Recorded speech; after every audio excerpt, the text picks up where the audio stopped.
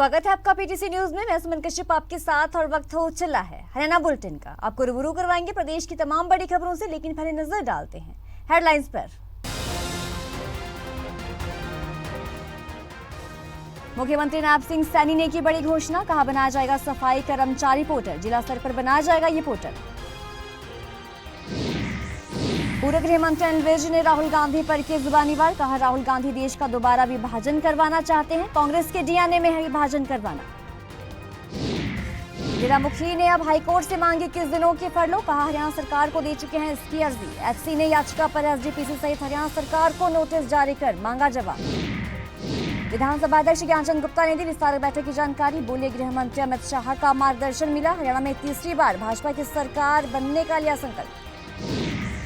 करनाल में railway track पर गिरे मालगाड़ी के 8 कंटेनर, कई कंटेनरों के रूट डाइवर्ट हुए। हादसे के बाद रेलवे ट्रैक और बिजली के खंभे भी हुए बाधित।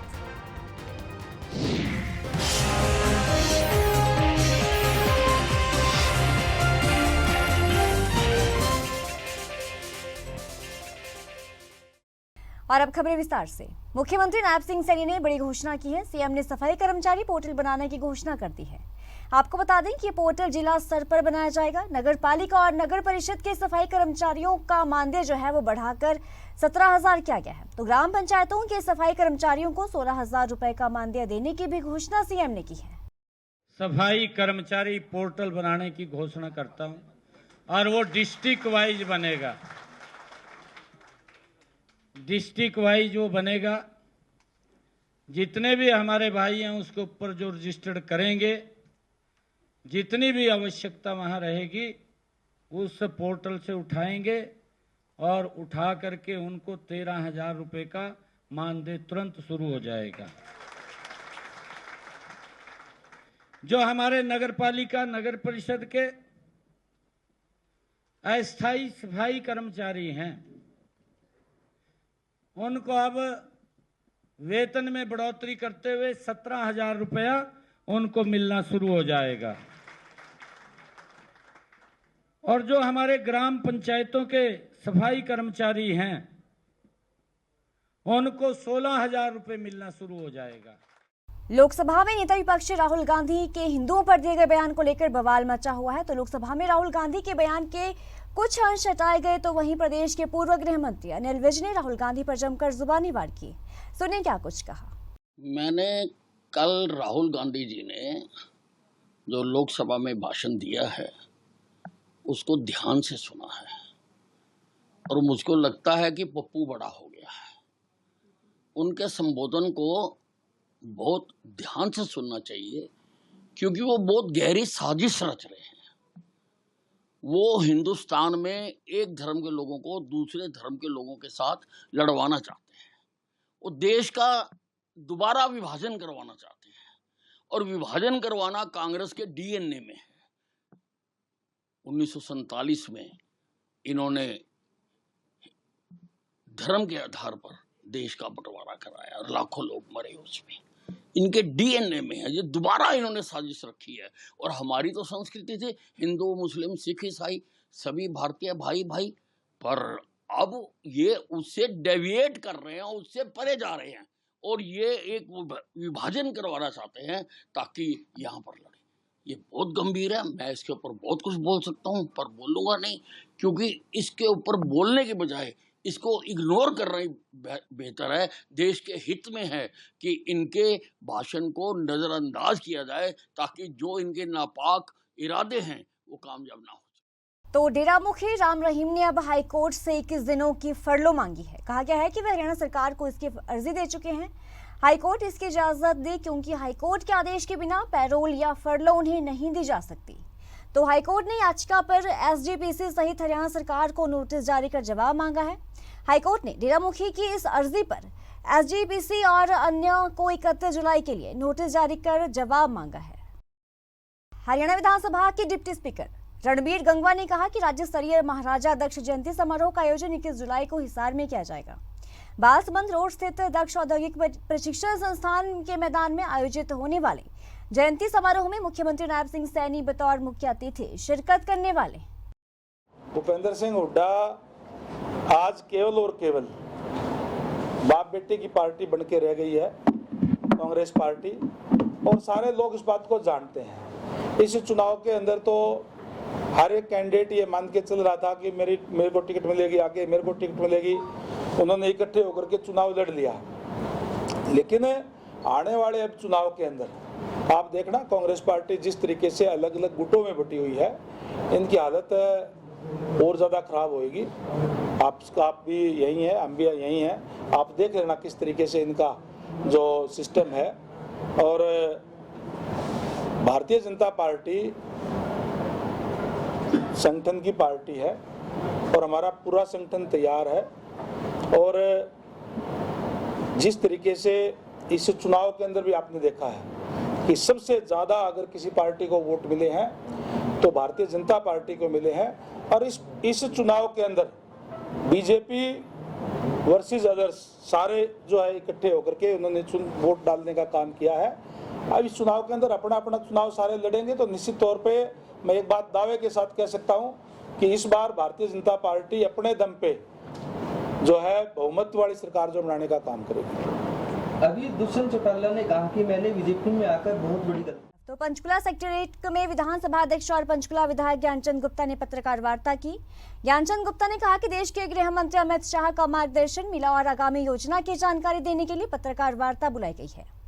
उन्होंने ये कहा कि विस्तारक बैठक में तीसरी बार भाजपा की हरियाणा में सरकार बने, उसके लिए भाजपा का शीर्ष नेतृत्व और अमित शाह मौजूद थे। प्रदेश के कार्यकर्ता उत्साहित हैं और तीसरी बार हरियाणा में भाजपा की सरकार बनाने के लिए संकल्प लिया।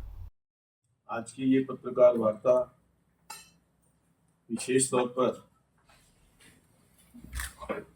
देश के गृह मंत्री आदरणीय अमित शाह जी का जो मार्गदर्शन मिला, उस मार्गदर्शन को लेकर के आगामी योजना हेतु ये पत्रकार वार्ता हमने रखी है। तीसरी बार हरियाणा प्रदेश के अंदर पिछले दिनों यानी परसों आदरणीय अमित शाह जी और भारतीय जनता पार्टी का शीर्ष नेतृत्व पंचकुला के अंदर मौजूद था। लगभग पूरा दिन हरियाणा प्रदेश के अंदर आगामी गतिविधियों को लेकर, आगामी कार्यक्रमों को लेकर और प्रदेश के सभी कार्यकर्ताओं का उत्साहवर्धन आदरणीय धर्मेंद्र प्रधान जी ने, आदरणीय विप्लव देव जी ने और अन्य हमारे मुख्यमंत्री आदरणीय नैब सिंह सैनी जी, पूर्व मुख्यमंत्री श्री मनोहर लाल जी ने जो मार्गदर्शन किया, उसको लेकर के हमारा प्रदेश के सभी कार्यकर्ता बहुत ज्यादा उत्साहित और उनसे उत्साहवर्धन के पश्चात पूरे देश के अंदर, पूरे प्रदेश के अंदर एक कार्यकर्ताओं में उत्साह का माहौल है। तीसरी बार हरियाणा प्रदेश के अंदर भारतीय जनता पार्टी की सरकार बनाने के लिए भारतीय जनता पार्टी के कार्यकर्ता कृत संकल्पित हुए। तो करनाल में एक मालगाड़ी के 8 डिब्बे पटरी से उतर गए। यह हादसा तरावड़ी में रेलवे ट्रैक पर हुआ है। रेलवे ट्रैक पर चलती मालगाड़ी के 8 कंटेनर गिर गए। हादसे के बाद दोनों तरफ की ट्रेनों को रुकवा दिया गया है। तो पुलिस और रेलवे विभाग की टीम मौके पर पहुंची। इस हादसे के बाद रेलवे ट्रैक और बिजली के खंभे जो है वो बाधित हुए हैं। करनाल के तरावड़ी में रेलवे विभाग की टीम ने बाधित हुए ट्रैक को ठीक करने काम जो है वो शुरू कर दिया है।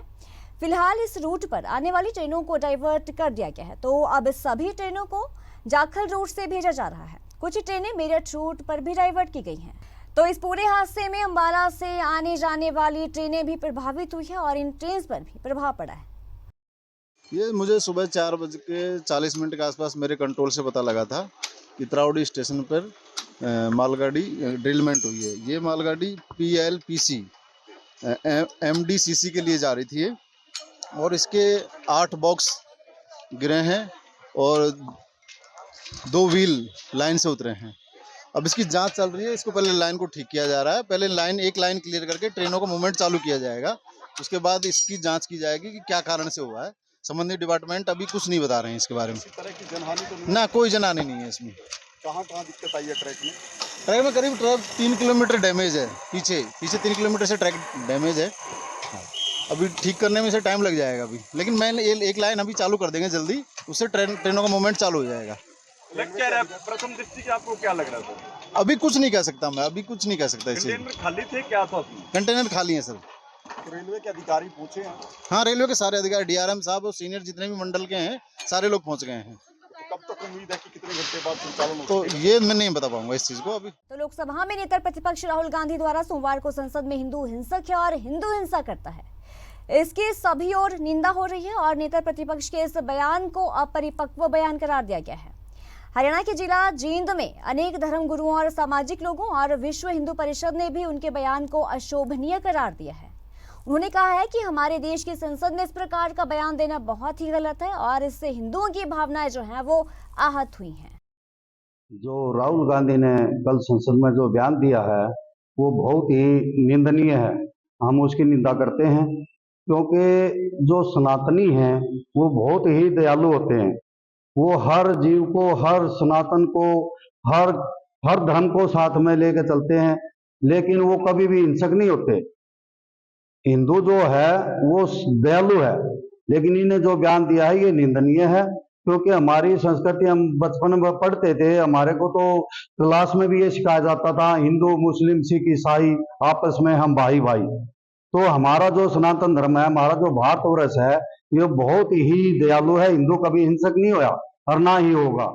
ऐसे है जी, राहुल गांधी जी ने जो संसद में हिंदू के ऊपर जो अटैक किया है, और मैं आपको बता देना चाहता हूं कि हिंदू कभी हिंसक नहीं रहा।